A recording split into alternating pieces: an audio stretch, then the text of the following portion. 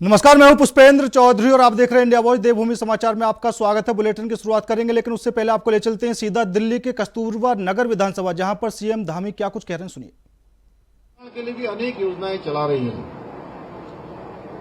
पूरे देश में एक योजना लागू है। मैं पिछली बार निगम पार्षद के चुनाव में यहां आया और मुझे पहली बार मालूम चला, क्योंकि उत्तराखंड में हमने 58 लाख लोगों के आयुष्मान कार्ड बनाए हैं। 58 लाख। और मैं जब दिल्ली के चुनाव में आया तो मैंने पूछा कि यहां तो बड़े बड़े अस्पताल हैं, प्राइवेट अस्पताल भी हैं, क्योंकि प्राइवेट अस्पतालों में भी ये आयुष्मान भारत योजना का लाभ मिलता है। अच्छे अच्छे अस्पतालों में इलाज होता है, हर गरीब को इलाज की सुविधा मिलती है। तो तब मुझे दिल्ली आकर मालूम चला कि पूरे भारत का एकमात्र ऐसा हमारा एक प्रदेश है दिल्ली, जहां पर आयुष्मान भारत योजना लागू ही नहीं है। भाइयों बहनों, इस योजना के लागू न होने से बहुत सारे जरूरतमंद लोगों को इस योजना का लाभ नहीं मिल पाता है, जिसका नुकसान दिल्ली वालों को उठाना पड़ता है। आज जहां केजरीवाल जी अनेक बड़ी बड़ी घोषणाएं उन्होंने करी, तमाम प्रकार के उन्होंने बड़े बड़े वायदे किए, सपने दिखाए और खुद को कट्टर ईमानदार कहने वाले आज भ्रष्टाचार के पर्याय बन गए। देखिए उनकी सरकार में कितने घोटाले, कितने विधायक, 15 से ज्यादा विधायक जेल चले गए, 22 विधायक जेल चले गए, मंत्री जेल चले गए 8, मुख्यमंत्री जेल में, उप मुख्यमंत्री जेल में। और ये कहकर के आए थे, जब अन्ना हजारे जी का आंदोलन चल रहा था तो इन्होंने उस समय कहा था, मुझे याद है, कि मैं राजनीति में हम नहीं आएंगे, राजनीतिक दल नहीं बनाएंगे। लेकिन भाइयों बहनों, जो इन्होंने कहा राजनीति में नहीं आएंगे, राजनीतिक दल भी बनाया है इन्होंने कहा हम कांग्रेस के साथ गठबंधन नहीं करेंगे, इन्होंने कांग्रेस के साथ गठबंधन भी करा। इन्होंने कहा गाड़ी बंगला नहीं लेंगे, गाड़ी बंगला तो छोड़िए, 8 बंगले तोड़कर जो है एक बंगला शीश महल बना दिया। जब दिल्ली के लोग कोरोना की मार में बुरी तरह से परेशान हो रहे थे, जिंदगी और मौत के बीच में जूझ रहे थे, ये अपना बंगला बनाने में बिजी थे। अनेक इन्होंने हजारों करोड़ रुपए के घोटाले किए हैं। दिल्ली जल बोर्ड का घोटाला, दिल्ली के लोग अच्छा पानी, पेयजल, शुद्ध पेयजल उनको प्राप्त नहीं हो पा रहा है। स्वास्थ्य मॉडल का इन्होंने ढिढोरा पीटा, उसमें भी इन्होंने 300 करोड़ का घोटाला कर दिया।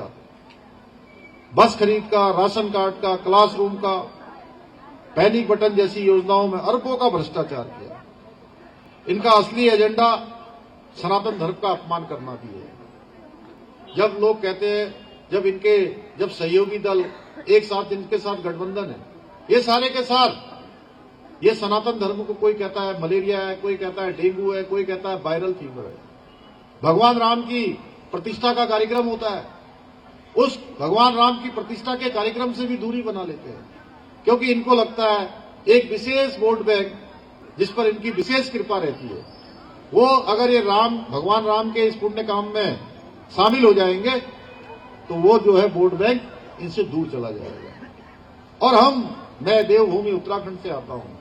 देवभूमि उत्तराखंड आज हिंदुस्तान का पहला राज्य होने का गौरव प्राप्त हो गया है, जहां रहने वाले हर एक नागरिक के लिए, भाइयों बहनों, हर एक नागरिक के लिए, चाहे वो किसी पंथ का हो, किसी धर्म का हो, किसी समुदाय का हो, हमने सबके लिए विधानसभा के चुनाव में 2022 में हम आदरणीय प्रधानमंत्री मोदी जी के नेतृत्व में चुनाव में गए थे और हमने वायदा किया था, संकल्प लिया था, वचन दिया था देवभूमि उत्तराखंड की जनता को, अगर हमारी सरकार आती है, हम सरकार में आते हैं, आप हमको मौका देते हैं, तो हम सबके लिए एक समान कानून लागू करेंगे। भाइयों बहनों, मुझे आप सबको बताते हुए खुशी हो रही है कि इसी माह 27 जनवरी को हमने समान नागरिक संहिता का कानून देवभूमि उत्तराखंड में लागू कर दिया है। जिस प्रकार से देवभूमि उत्तराखंड से निकलकर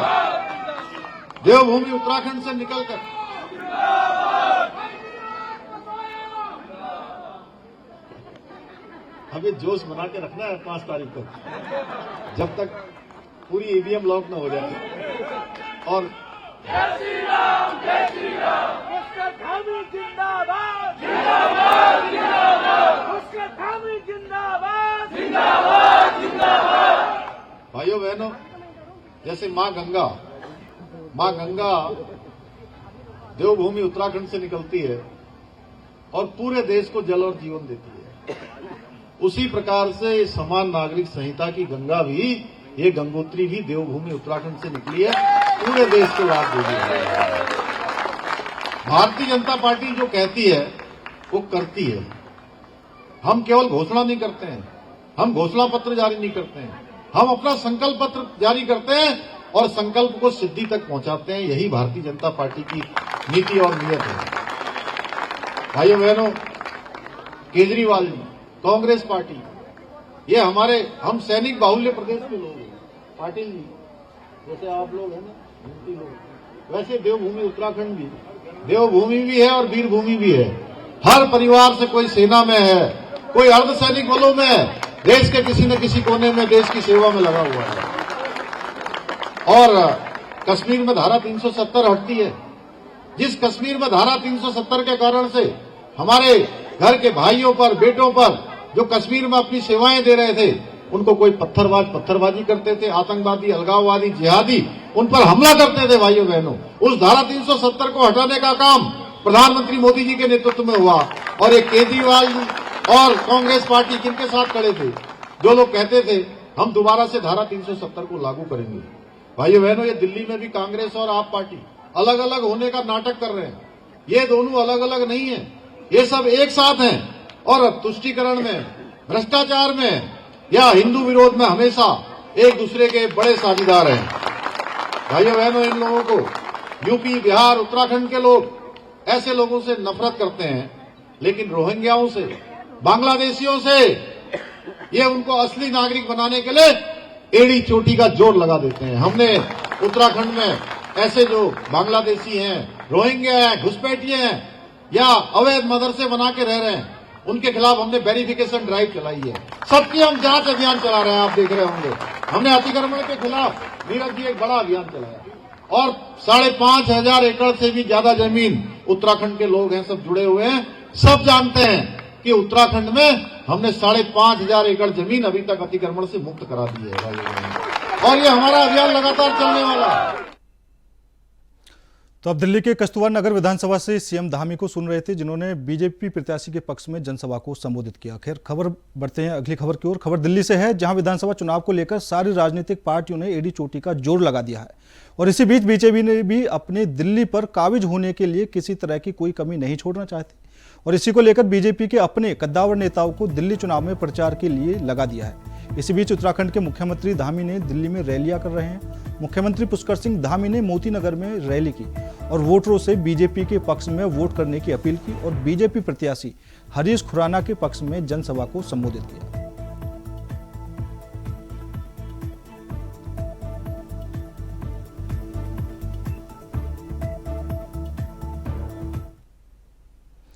सीएम धामी ने आज दिल्ली विधानसभा चुनाव के लिए बीजेपी प्रत्याशियों के लिए चुनाव प्रचार करते हुए जनसभा को संबोधित किया। सीएम धामी ने आज सबसे पहले मोतीनगर विधानसभा से बीजेपी प्रत्याशी हरीश खुराना के पक्ष में जनसभा को संबोधित किया। उसके बाद सीएम धामी ने शालीमार बाग विधानसभा से रेखा गुप्ता के पक्ष में चुनाव प्रचार करते हुए जनसभा को संबोधित किया। वहीं सबसे अहम सीट मानी जा रही नई दिल्ली से बीजेपी प्रत्याशी परवेश साहिब वर्मा के पक्ष में संबोधित किया।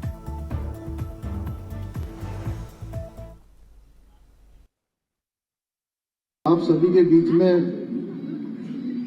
परवेश साहिब सिंह वर्मा जी के लिए आप सबका आशीर्वाद मांगने के लिए, आप सबका समर्थन मांगने के लिए आया हूं। और लंबे समय से परवेश साहिब सिंह वर्मा जी लंबे समय से इस दिल्ली के लोगों की आवाज बुलंद करते रहे हैं और आपके पूज्य पिताजी से भी मेरा बहुत पुराना संबंध था। जब अटल जी लखनऊ से चुनाव लड़ते थे उस समय वो चुनाव में आते थे वहां और उस समय से मैं उनको भी भली भांति जानता हूं और आप सब लोग भी।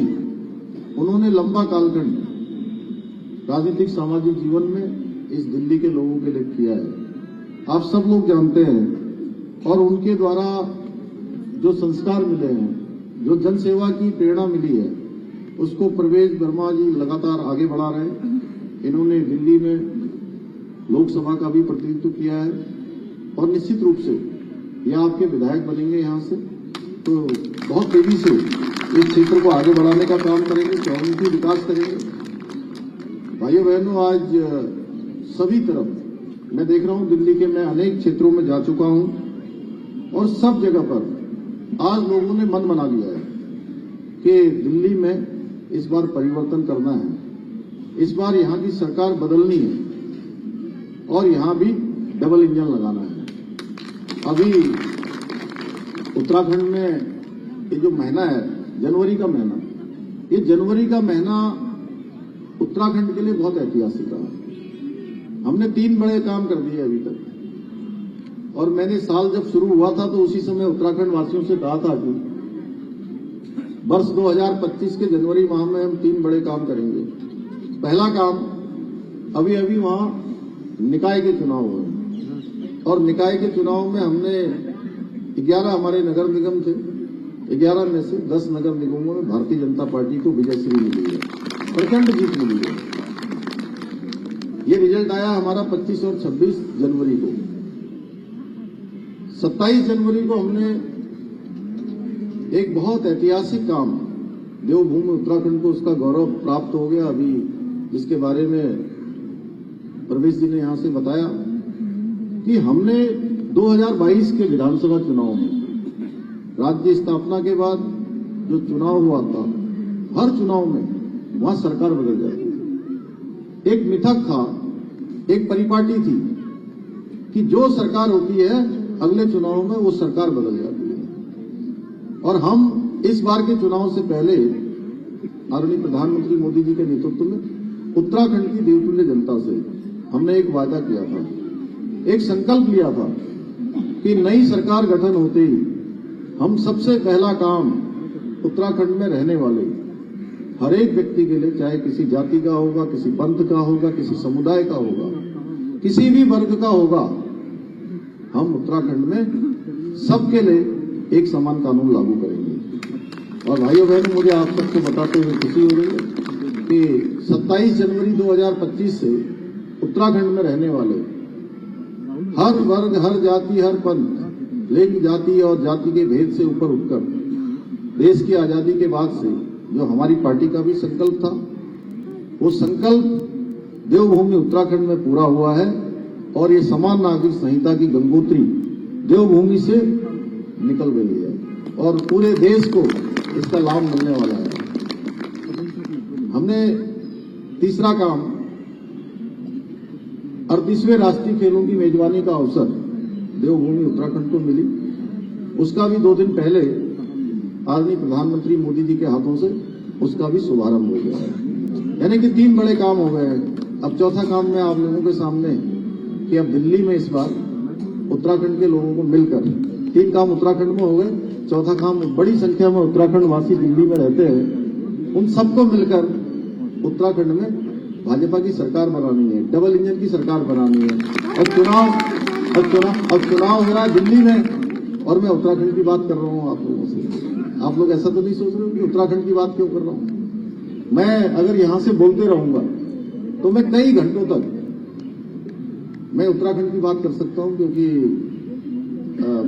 इतना समय हो गया और काफी सारे काम वहां पर हो रहे हैं आपके आशीर्वाद से, मोदी जी के आशीर्वाद से। लेकिन मैं ये सब काम इसलिए बता रहा हूं, जैसे कि अभी हमारे विनोद खंडारी जी यहां बैठे, वहीं से 4 धाम यात्रा निकलती है। 4 धाम मॉल बेदर रोडे हो, बद्रीनाथ मास्टर प्लान हो, केदारनाथ धाम का नवनिर्माण, पुनर्निर्माण हो, या दिल्ली से देहरादून एक्सप्रेस वे का निर्माण हो। आने वाले समय में आप लोग अगर देहरादून यहां से जाएंगे तो हवाई जहाज का टिकट नहीं लेंगे। ये प्रवेश जी भी आते हैं अपने बेटे से मिलने के लिए वहां, तो आप भी कहोगे कि आप मैं टिकट नहीं लूंगा। एक दिन मैं नितिन गडकरी जी से कह रहा था। फिलहाल रुकते हैं छोटे से ब्रेक के लिए। ब्रेक के बाद खबरों का सिलसिला लगातार।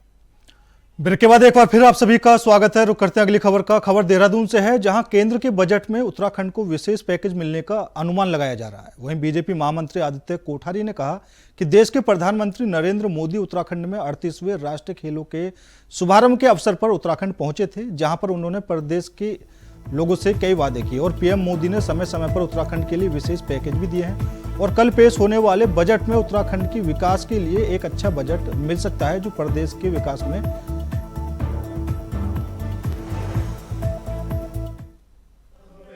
हर बजट में उत्तराखंड के लिए कुछ न कुछ विशेष रहता ही है, क्योंकि प्रधानमंत्री जी उत्तराखंड आकर के कहे गए हैं कि यह मेरा घर है उत्तराखंड, और इससे पहले भी उन्होंने कहा है कि आने वाला जो दशक होगा वो उत्तराखंड का दशक होगा।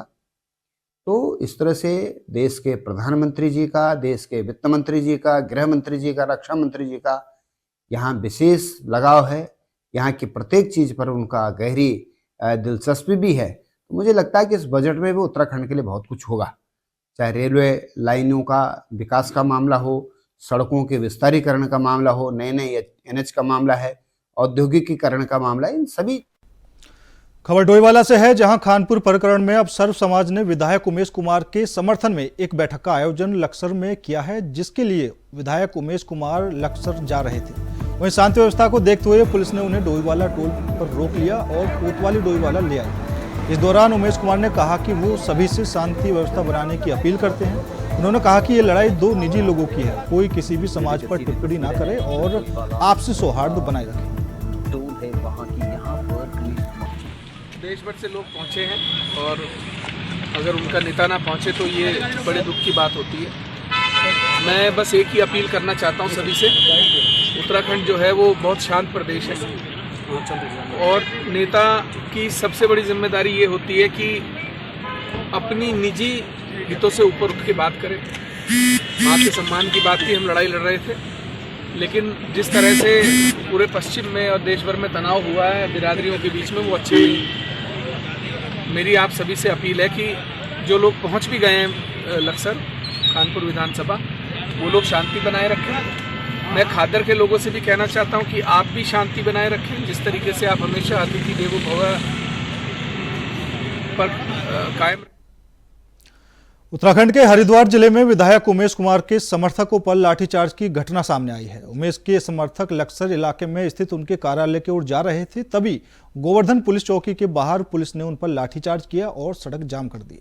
इस दौरान पुलिस और उमेश कुमार के समर्थकों के बीच तीखी बहस हुई। इस घटना से हरिद्वार में हालात तनावपूर्ण हो गए हैं। विधायक उमेश कुमार को आज सुबह ही पुलिस ने हिरासत में लिया है। वे देहरादून से लक्सर की तरफ जा रहे थे। इस दौरान पुलिस ने कानून व्यवस्था का हवाला देकर लच्छीवाला टोल पर समर्थकों को हिरासत में लिया। उमेश कुमार के समर्थकों को पुलिस द्वारा 5 मिनट का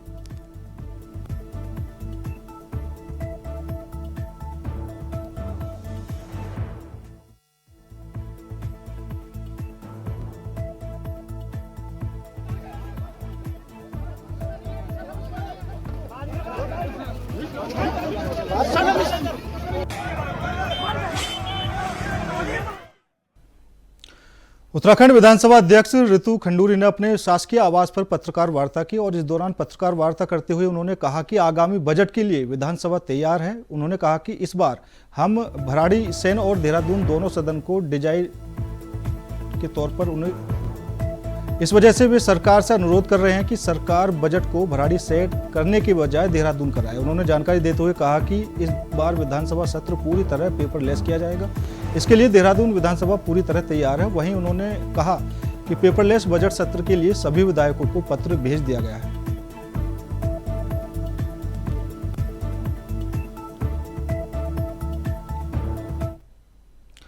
उत्तराखंड विधानसभा में इस बार बजट सत्र पूरी तरह से पेपरलेस होगा और पेपरलेस को लेकर कई तरह के जो उत्तराखंड सरकार की तरफ से कार्यक्रम किए जा रहे हैं वो भी किए गए हैं।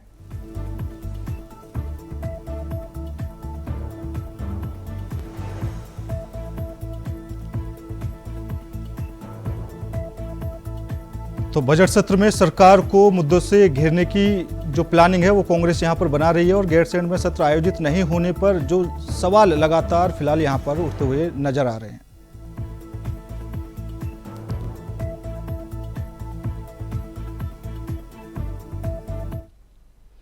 फिलहाल मेरे साथ इस बुलेटिन में इतना ही। बाकी देश और दुनिया की तमाम खबरों के लिए देखते रहिए इंडिया वॉइस।